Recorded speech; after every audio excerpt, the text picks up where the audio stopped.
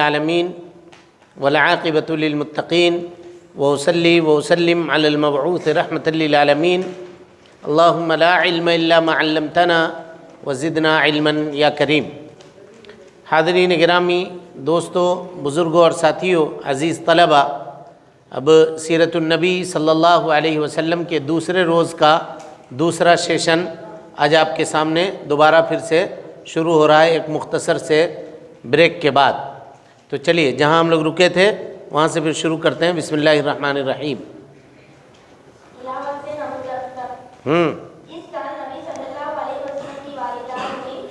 ولادت ہوئی۔ ہاں،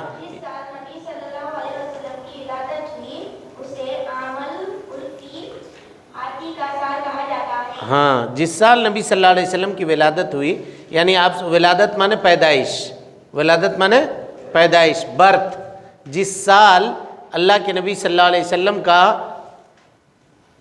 برتھ ہوا یا آپ صلی اللہ علیہ وسلم پیدا ہوئے، اس سال کو کیا کہا جاتا ہے؟ عام الفیل۔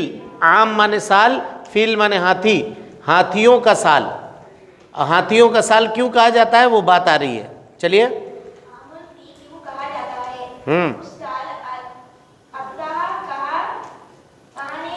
خانہ کعبہ کو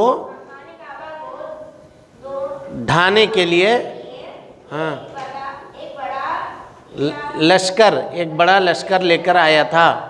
اس لشکر میں ہاتھی بھی تھے، اس لیے یہ سال ہاتھی کے سال سے مشہور ہو گیا۔ مشہور ہو گیا۔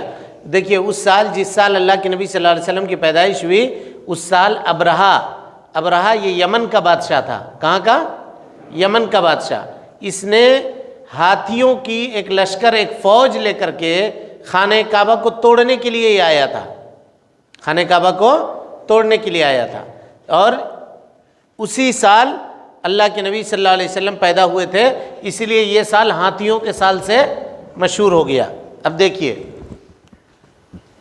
قرآن مجید میں ایک سورہ ہے، سورۃ الفیل۔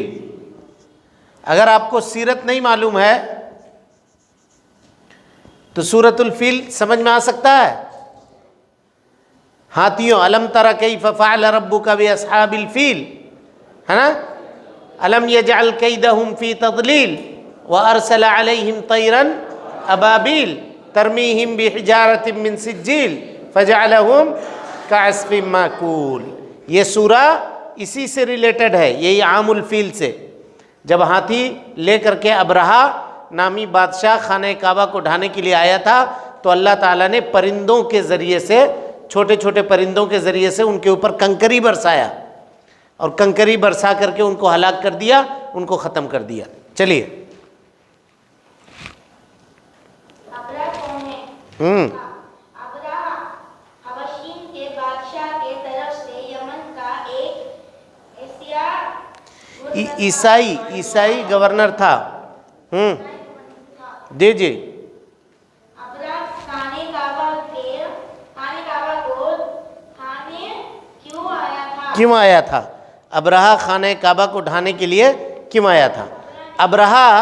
ابرہہ جو تھا یہ حبشہ کے بادشاہ کی طرف سے یمن کا گورنر تھا، ہے نا؟ یمن کا گورنر تھا۔ ہم نے کہا یمن کا بادشاہ تھا، یمن کا بادشاہ نہیں تھا، کیا تھا؟ گورنر تھا۔ اور اب یہ خانہ کعبہ کو ڈھانے کے لیے کیوں آیا تھا؟ تو اس میں ایک بیک گراؤنڈ ہے۔ بیک گراؤنڈ یہ ہے کہ اس نے یمن میں ایک بڑا عبادت خانہ بنایا، ہے نا؟ بڑا بلڈنگ بنایا، گھر بنایا، اور اس کی خواہش یہ تھی کہ لوگ خانہ کعبہ اب حج کرنے کے لیے نہیں جائیں، حج کرنے کے لیے کہاں آئیں؟ یمن آئیں، اس کے بنائے ہوئے گھر کی طرف، اس کے بنائے ہوئے عبادت خانے کی طرف آئیں۔ تو عرب کا ایک آدمی یمن میں اس وقت موجود تھا، اس کو یہ بات بہت بری لگی کہ لوگ عرب جاتے ہیں، ہمارے یہاں جاتے ہیں، ہے نا؟ مکہ جاتے ہیں، اور یہ اپنے یہاں بلا رہا ہے لوگوں کو۔ تو رات کو گھر میں اس کے داخل ہو کر کے اس نے کیا کیا؟ اس کو گندا کر دیا۔ گندا کر دیا یعنی وہاں پہ کوڑا کرکٹ یا کچھ اور گندگی پھیلا دی۔ اب یہ جب صبح ہو کر کے ابرہہ نے دیکھا تو اس کو غصہ آ گیا، اس نے اپنا لشکر تیار کیا اور مکہ کے اوپر حملہ کرنے کے لیے نکل گیا ہاتھی لے کر کے تاکہ خانہ کعبہ کو کیا کرے؟ ڈھا دے، خانہ کعبہ کو توڑ دے۔ چلیے ابرہ نے یمن کے راجدھانی سانے میں ایک بہت بڑا عبادت گھر بنایا اور لوگوں سے کہا لگا کہ وہ خانہ کعبہ کے بجائے عبادت اور حج و عمرہ کے لیے اس کے طرف آیا کرنے۔ یہ بات مکے اور عرب والوں کو بہت بری معلوم ہوئی۔ چنانچہ ایک شخص نے رات میں اس کی عبادت گاہ میں گھس کر اس کو گندا کر دیا۔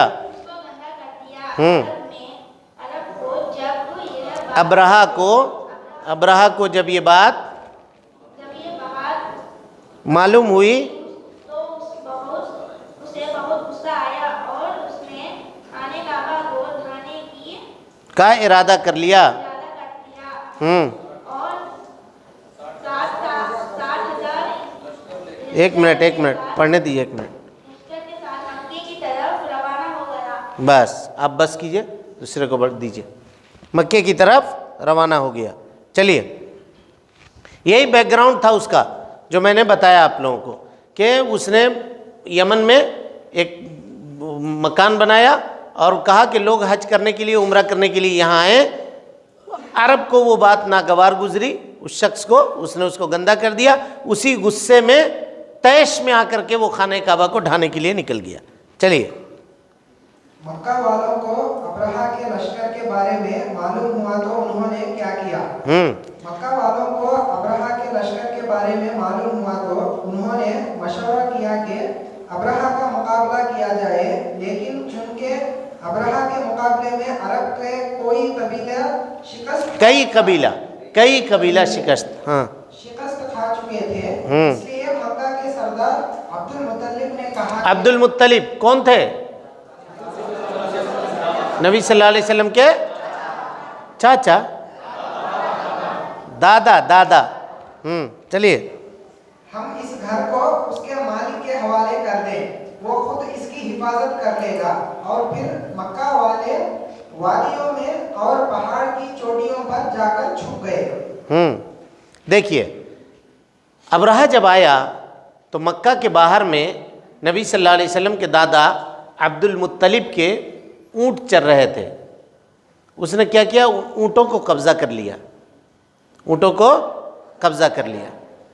تو نبی صلی اللہ علیہ وسلم کے دادا گئے ابرہہ کے پاس اور جا کر کے کہا کہ اونٹ میرا ہے، آپ میرا اونٹ واپس کر دیجئے۔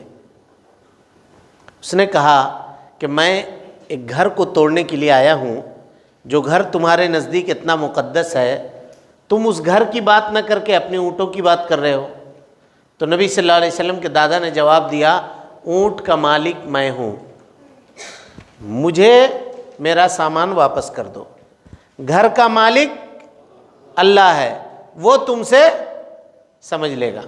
مکہ والوں نے پہلے یہ فیصلہ کیا کہ ہم ابرہہ سے مقابلہ کریں گے، یعنی اس کے ساتھ لڑائی کریں گے، جنگ کریں گے۔ ادھر آ جاؤ، یہاں کرسی خالی ہے، اس سے جنگ کریں گے۔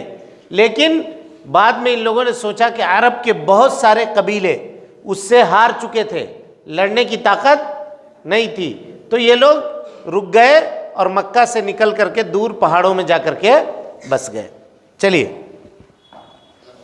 اللہ تعالیٰ نے خانہ کعبہ کی حفاظت کس طرح فرمائی؟ جی اللہ تعالیٰ نے خانہ کعبہ کی حفاظت اس طرح فرمائی کہ جب ابرہہ کا لشکر مکہ کے قریب پورب کی طرف وادی محصر تک پہنچا تو پرندوں کے جھنڈ بھیج دیے، جن کی چونچوں اور پنجوں میں کنکڑیاں تھیں جو چھنے یا مسول کے برابر تھی۔ جس فوجی کو بھی ایک کنکڑی لگتی وہ پگھل جاتا اور اس کا گوشت جھڑ جاتا اور بلاخر وہ مر جاتا۔ خود ابرہہ کے ساتھ بھی یہی انجام ہوا اور وہ صنعاء پہنچتے پہنچتے ہلاک ہو گیا۔ یہی مطلب ہے سورہ فیل کا، الم تر کیف فعل ربک باصحاب الفیل۔ اللہ تعالیٰ کی دیکھیے فوج کتنی بڑی ہے، اللہ تعالیٰ سے مقابلہ کر کے کوئی بھی جیت نہیں سکتا۔ انسان چاہے کتنا بھی طاقتور کیوں نہ ہو جائے، ابھی ایک چھوٹا سا وائرس آیا تھا کرونا، کیا حال ہو گیا تھا؟ پوری دنیا جو جہاں تھی وہ وہیں کے وہیں رک گئی تھی. لگتا نہیں تھا کہ ہم لوگ دوبارہ اس طرح سے مل جل کر کے ایک ساتھ بیٹھ سکیں گے. کیسا خوف تھا، آدمی گھر سے باہر نکلنے میں ڈرتا تھا. یہ حالت تھی. تو یہ اللہ تعالیٰ کی فوج ہے یہ سب. تو اس ابرہہ کے ہاتھیوں کے اوپر اور ابرہہ کے اوپر اللہ تعالیٰ نے اپنے فوج کو بھیجا. فوج کیا تھی؟ پرندے تھے چھوٹے چھوٹے. اپنے پنجوں میں، پنجہ مطلب پیر میں، پرندے کا جو پیر ہوتا ہے نا اس میں پیر میں اس طرح سے اٹھا کر کے، یا چونچ میں، چونچ مطلب منہ میں چھوٹی چھوٹی چنا سمجھتے ہیں، بٹانا جس کو بولتے ہیں آپ لوگ، چنا یا مسور، لال دال ہوتا ہے نا، لال دال کے اتنا بڑا یا چنے کے اتنا بڑا کنکر لے کر کے آتے تھے. اتنا چھوٹا کنکر سے کیا ہوگا؟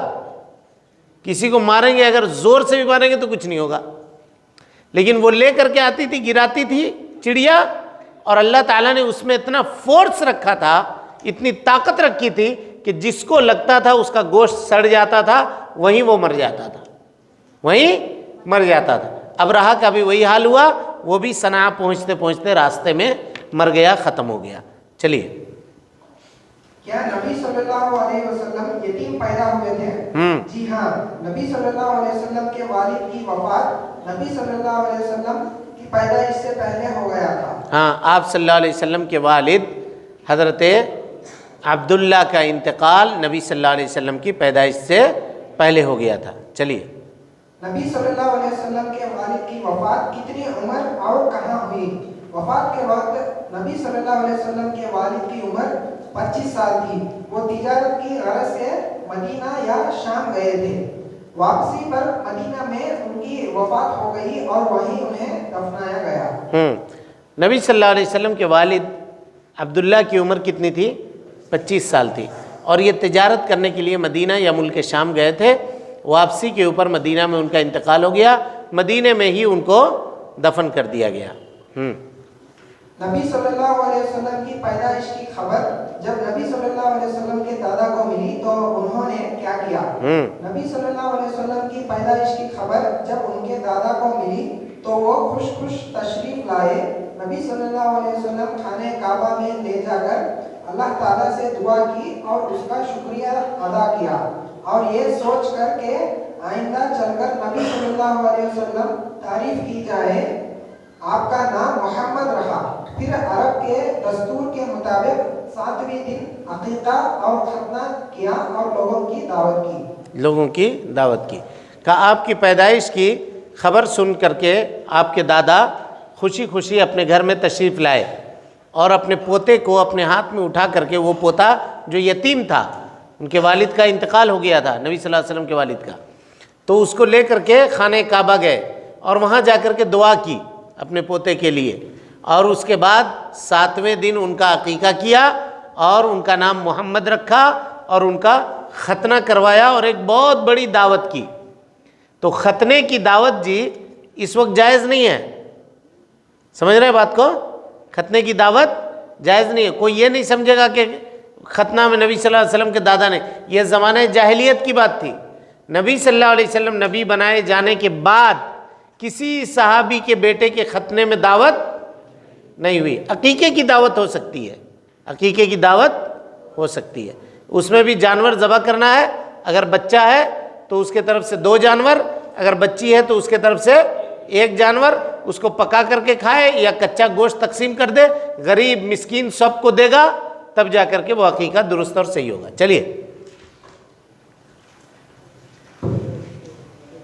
پیدائش کے وقت دایا کا کام کس خاتون نے انجام دیا تھا؟ ہاں، یعنی نبی صلی اللہ علیہ وسلم کے پیدائش کے وقت نرس کا، یعنی پیدائش کے وقت نرس کی ضرورت پڑتی ہے، اسی کو دایا کہتے ہیں. کون اس کام کو انجام دیا تھا؟ نبی صلی اللہ علیہ وسلم کی پیدائش کے وقت دایا کا کام حضرت عبد الرحمن بن عوف رضی اللہ عنہ کی والدہ شفا بنت عمرو نے انجام دیا تھا. ہاں، شفا بنت عمرو نے انجام دیا تھا، جو حضرت عبد الرحمن ابن عوف کی والدہ تھی. چلیے. نبی صلی اللہ علیہ وسلم کو گود کون کھلایا کرتی تھی؟ نبی صلی اللہ علیہ وسلم کو گود رضی اللہ. ٹھیک ہے.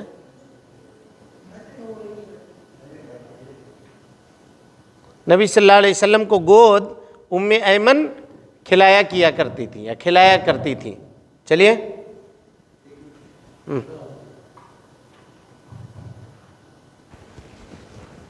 उम्मे ऐमन रज़ियल्लाहु अन्हा कौन थी? उम्मे ऐमन रज़ियल्लाहु अन्हा नबी सल्लल्लाहु अलैहि वसल्लम के वालिद की लौंडी थी। वो हबशा की रहने वाली थी और उनका असल नाम बरका था। हाँ, उनका असल नाम बरका था, बरका। हाँ चलिए।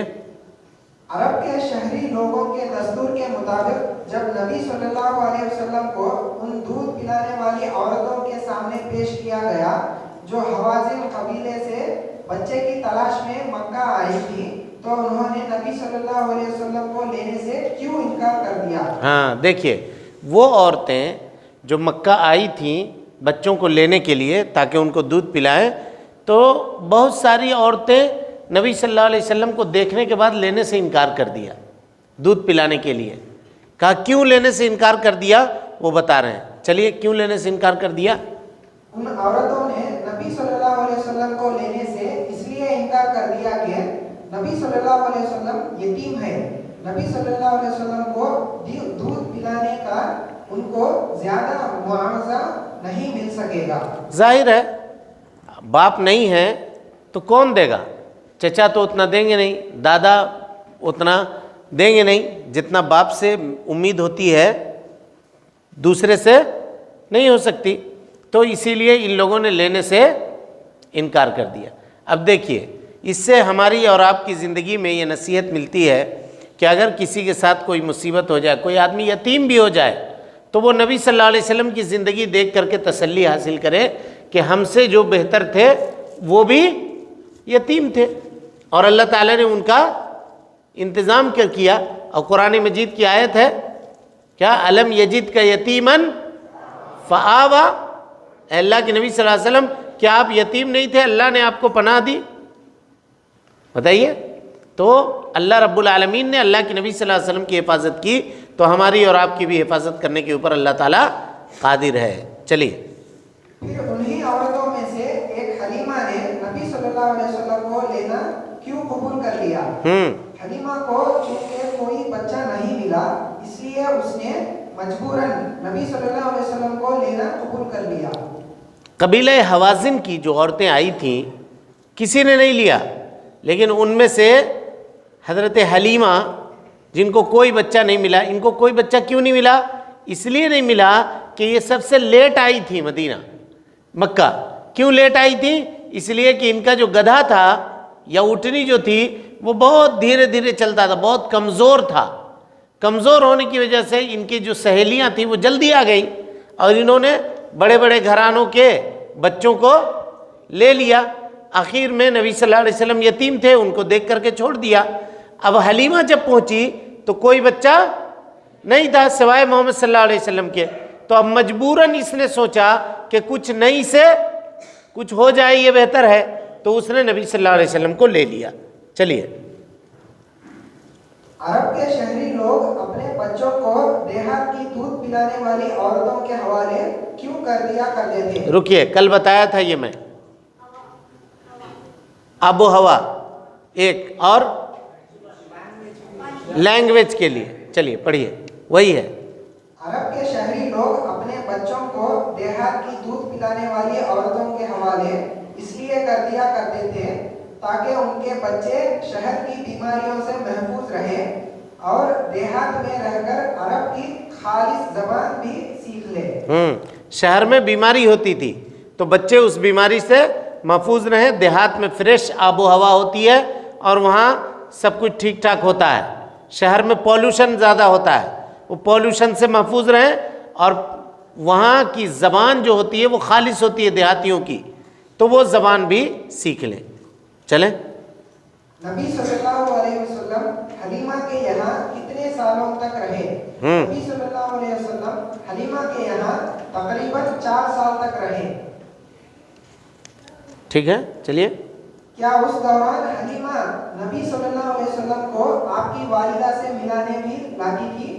जी हाँ, उस दौरान वो नबी सल्लल्लाहु अलैहि वसल्लम को हर 6 महीने पर नबी सल्लल्लाहु अलैहि वसल्लम की वालिदा से मिलाने लाती थी। हाँ, यानी हज़रत हलीमा अल्लाह के नबी सल्लल्लाहु अलैहि वसल्लम को हर 6 महीने में मक्का लेकर के आती थी। ताइफ से, ताइफ में घर था उनका, ताइफ के आगे, वहाँ से लेकर के आती थी मक्का। नबी सल्लल्लाहु अलैहि वसल्लम के वालदा से मिलवाती थी, 1-2 दिन रह करके फिर बच्चे को लेकर के वापस चली जाती थी। चलिए, दूध छुड़ाने की मुद्दत यानी 2 साल के बाद भी हलीमा ने नबी सल्लल्लाहु अलैहि वसल्लम अपने यहाँ क्यों रखा? यानी जब दूध पिलाने के लिए ही नहीं इन बच्चों को दिया जाता था, तो जब मुद्दत हो गई 2 साल, बच्चे को दूध पिलाने की मुद्दत कितनी है? 2 साल। 2 साल जब कंप्लीट हो गया तो इसको वापस कर देना चाहिए, लेकिन इन्होंने वापस नहीं किया। क्यों नहीं वापस किया वो बता रहे हैं।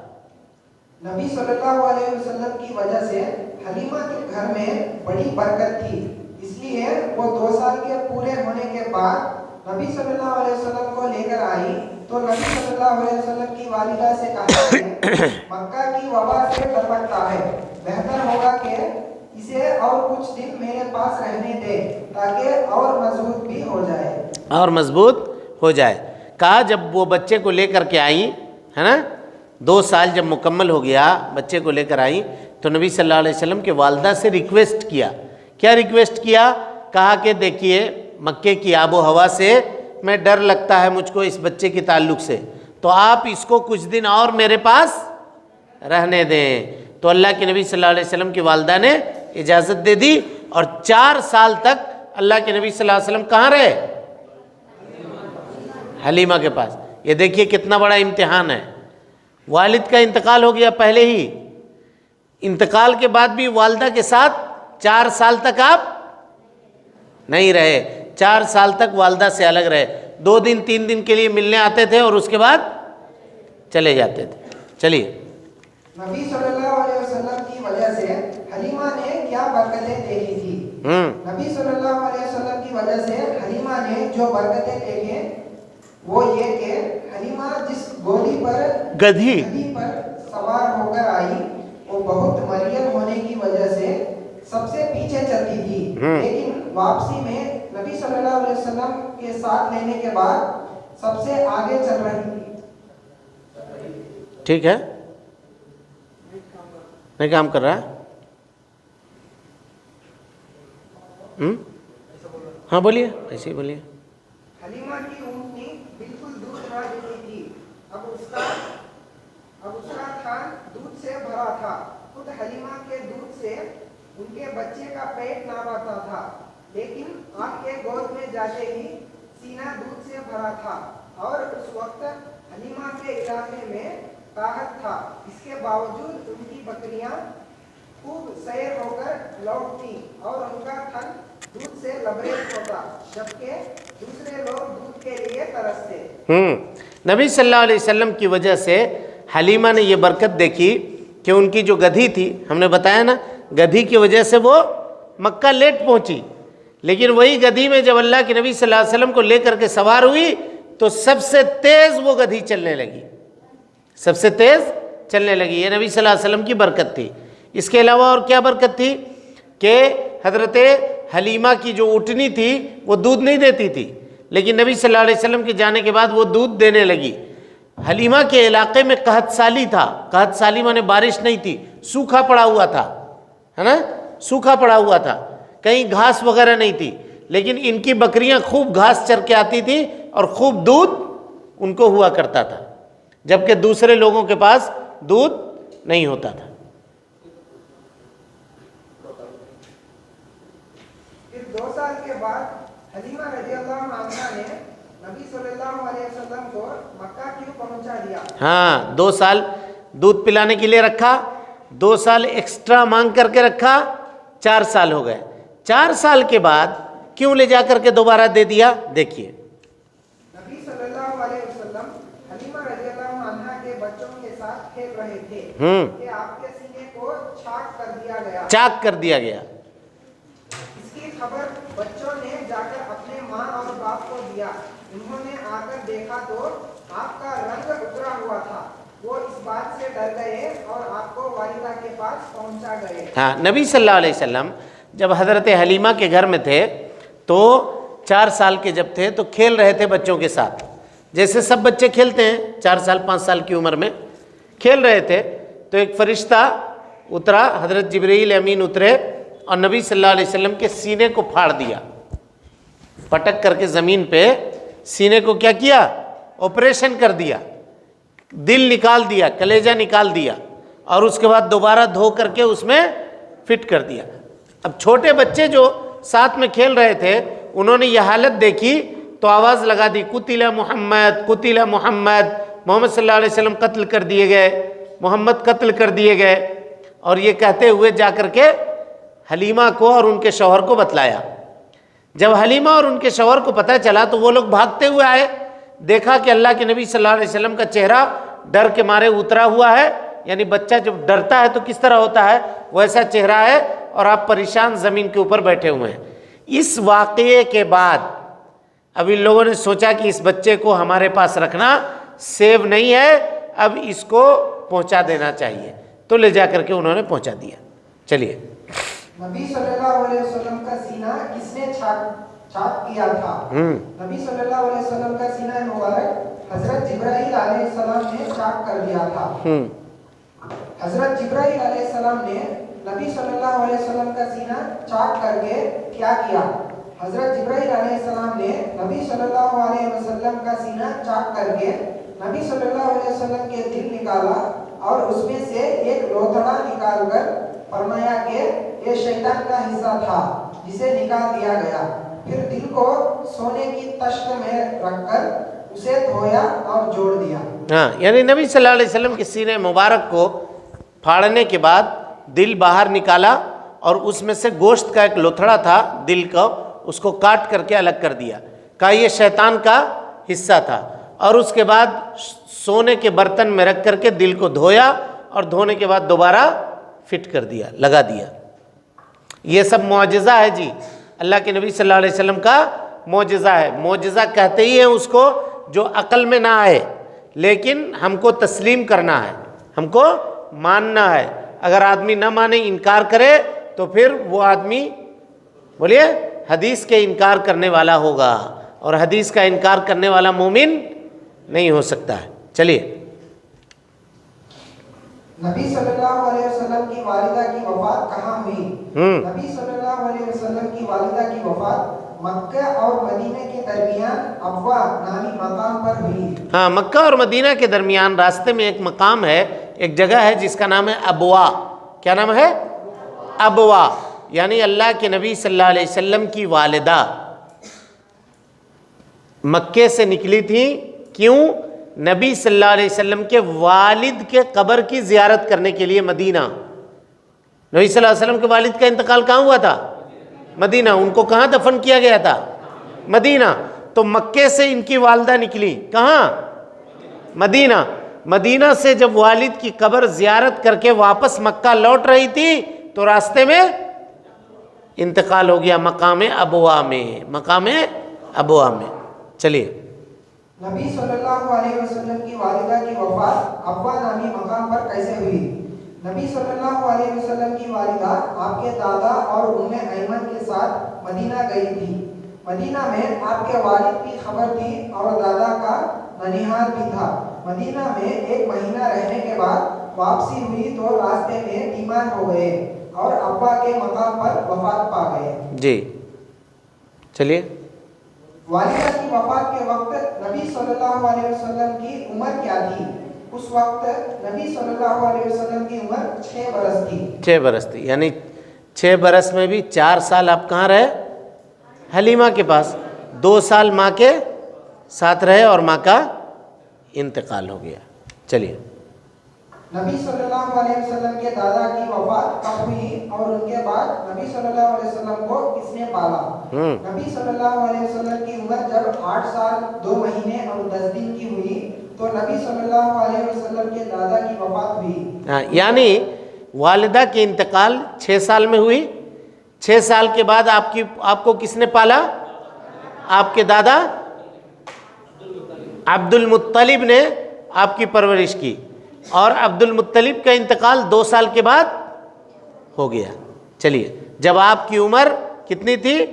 8 سال 2 مہینے 10 دن کی تھی، تو آپ کے دادا حضرت عبد المطلب کا انتقال ہو گیا. ان کے بعد نبی صلی اللہ علیہ وسلم کو آپ کے چاچا ابو طالب نے پالا پوسا. ہاں ابو طالب نے پالا پوسا، جن کے بارے میں کل بات ہو چکی تھی. چلیے.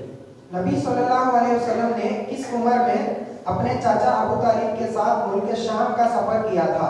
ہاں نبی صلی اللہ علیہ وسلم نے اپنے چاچا ابو طالب کے ساتھ ملک شام کا سفر 12 سال کی عمر میں کیا تھا. ہاں یعنی نبی صلی اللہ علیہ وسلم جب گھر میں رہتے تھے، چچا تجارت کے لیے نکلتے تھے، تو آپ صلی اللہ علیہ وسلم نے ضد کیا کہ ہم کو بھی ساتھ میں لے چلیے.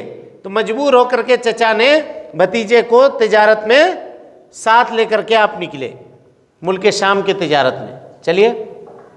اس سفر میں شام کے کس شہر میں بحیرہ نامی عیسائی پادری اپنے گرجے سے نکل کر آپ کے پاس آیا تھا اور اس نے آپ کا ہاتھ پکڑ کر کیا کہا تھا؟ بحیرہ بصرہ شہر کے قریب آپ کے پاس اپنے گرجے سے نکل کر بصرہ نہیں، بصرہ آیا تھا اور اس نے آپ کا ہاتھ پکڑ کر کہا تھا کہ یہ دنیا کا سردار ہے، رب کے رسول ہے، اللہ انہیں عالم کے لیے رحمت بنا کر بھیجے گا. جی. ایک عیسائی راہب تھا، عیسائی راہب جس کو پوپ کہتے ہیں، وہ انجیل کا علم رکھنے والا تھا. انجیل میں اللہ کے نبی صلی اللہ علیہ وسلم کی جو صفت اللہ تعالیٰ نے بیان کی تھی، اس کو جان کر کے نبی صلی اللہ علیہ وسلم کو دیکھ کر کے پہچان گیا وہ کہ یہ دنیا کے سردار ہونے والے ہیں، آگے چل کر کے نبی ہونے والے ہیں. تو اس نے نبی صلی اللہ علیہ وسلم کے بارے میں بتا دیا. اسی کو قرآن مجید نے کہا ہے الذین آتیناہم الکتاب یعرفونہ کما یعرفون ابناءہم. ہم نے جن کو کتاب دی ہے اے اللہ کے نبی صلی اللہ علیہ وسلم، یہ آپ کو اس طرح سے پہچانتے ہیں جیسے یہ اپنے بچے کو پہچانتے ہیں.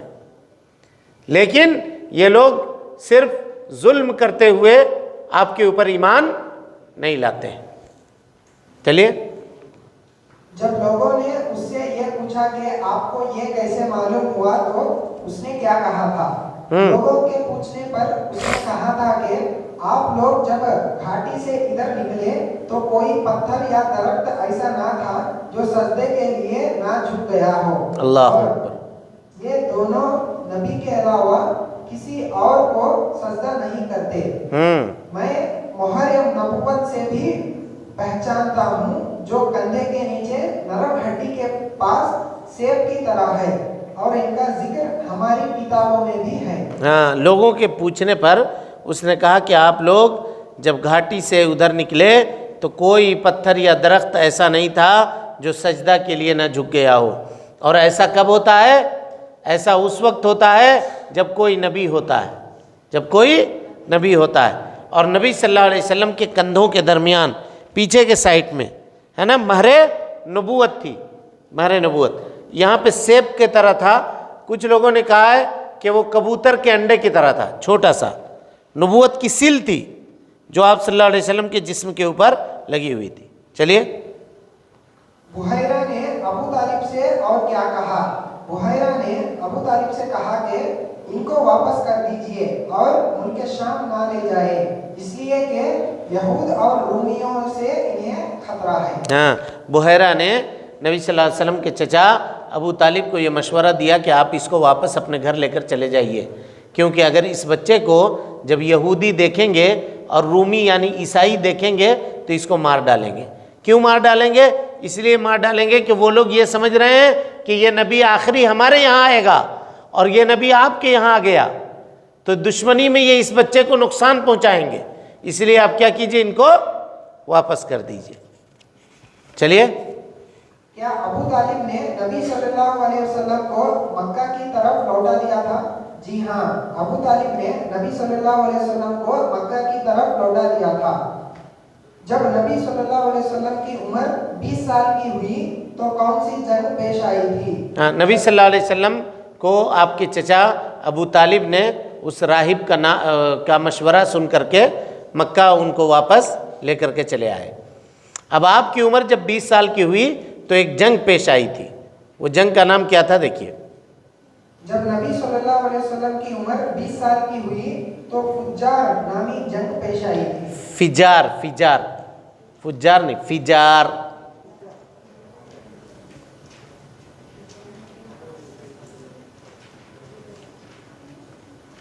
جنگ فجار ان کے درمیان پیش آئی تھی. جنگ فجار قریش و کنانا اور قیس. ہاں غیلان کے درمیان لڑی گئی تھی. ہاں، جنگ فجار قریش و کنانا اور قیس و غیلان کے قبیلے کے درمیان لڑی گئی تھی. ایک طرف قریش اور کنانا تھے اور دوسرے طرف قیس اور غیلان تھے. یہ دو قبیلے تھے، 4 قبیلے، ان کے درمیان لڑی گئی تھی. اس جنگ کو فجار کیوں کہا گیا؟ اس جنگ کو نام فجار اس لیے رکھا گیا کہ یہ حرام مہینوں میں لڑی گئی تھی. ہاں، اس جنگ کو فجار اس لیے رکھا گیا کہ حرام مہینے میں. حرام مہینہ کون کون ہے معلوم ہے کسی کو؟ محرم، ذی قعدہ، ذی الحجہ، محرم اور رجب. ذی قعدہ، ذی الحجہ، محرم اور رجب. چلیے، اس جنگ میں کیا نبی صلی اللہ علیہ وسلم بھی شریک تھے؟ جی ہاں، اس جنگ میں نبی صلی اللہ علیہ وسلم بھی شریک تھے اور اپنے چچاؤں کو تیر پکڑا رہے تھے. اس جنگ کے بعد 5 قبیلوں کے درمیان ایک معاہدہ ہوا تھا، اس کا کیا نام تھا؟ اس جنگ کے بعد 5 قبیلوں کے درمیان جو معاہدہ ہوا تھا اسے حلف الفضول حلف الفضول کا نام دیا گیا تھا. چلیے، کیا اس معاہدے میں نبی صلی اللہ علیہ وسلم بھی شریک تھے؟ جی ہاں، اپنے چچاؤں کے ساتھ نبی صلی اللہ علیہ وسلم بھی اس معاہدے میں شریک تھے. بس کیجیے، ٹائم ہو گیا.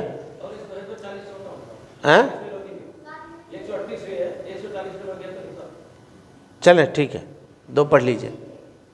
اس معاہدے میں کون سی بات طے کی گئی تھی؟ اس معاہدے میں یہ طے کیا گیا تھا کہ مکہ میں جو بھی مظلوم نظر آئے، مکہ کو باشندہ ہو یا کسی اور جگہ کا، سب اس کی حمایت میں اٹھ کھڑے ہوں گے. ہاں، یہ معاہدہ میں یعنی جو پیکٹ ہوا تھا، معاہدہ مانے پیکٹ، اس میں یہ طے پایا تھا کہ مکہ میں جو بھی کمزور نظر آئے اور جس کے اوپر بھی کوئی ظلم کرے گا تو سارے لوگ مل کر کے اس کا ساتھ دیں گے. سارے لوگ مل کے اس کا ساتھ دیں گے. چلیے، نبی صلی اللہ علیہ وسلم اس معاہدے کے بارے میں کیا فرماتے تھے؟ نبی بننے کے بعد نبی صلی اللہ علیہ وسلم اس معاہدے کے بارے میں فرمایا کرتے تھے کہ میں عبداللہ بن جدعان کے گھر پر ایک ایسے معاہدے میں شریک ہوا جس کے بدلے مجھے سرخ اونٹ بھی پسند نہیں. اگر میں اس کے لیے اسلام کے زمانے میں بلایا جاتا تو اسے ضرور قبول کرتا. ہاں، تو اس سے پتہ یہ چلا، اگر پوچھا جائے حلف الفضول کس کے گھر میں ہوا تو عبداللہ ابن جدعان کے گھر میں ہوا، مکے میں. نبی صلی اللہ علیہ وسلم کہا کرتے تھے کہ میں زمانہ جاہلیت میں عبداللہ ابن جدعان کے گھر میں ایک پیکٹ میں شریک تھا. اگر اسلام کی حالت میں مجھے بلایا جاتا تو میں کبھی بھی انکار نہیں کرتا. ہو گیا؟ چلیں، اللہ رب العالمین سے دعا ہے کہ اللہ تعالی ہمیں اور آپ کو سیرت سمجھنے، اس کے مطابق عمل کرنے کی توفیق عطا فرمائے. آمین. سبحانک اللہم ربنا و بحمدک، استغفرک و اتوب الیک.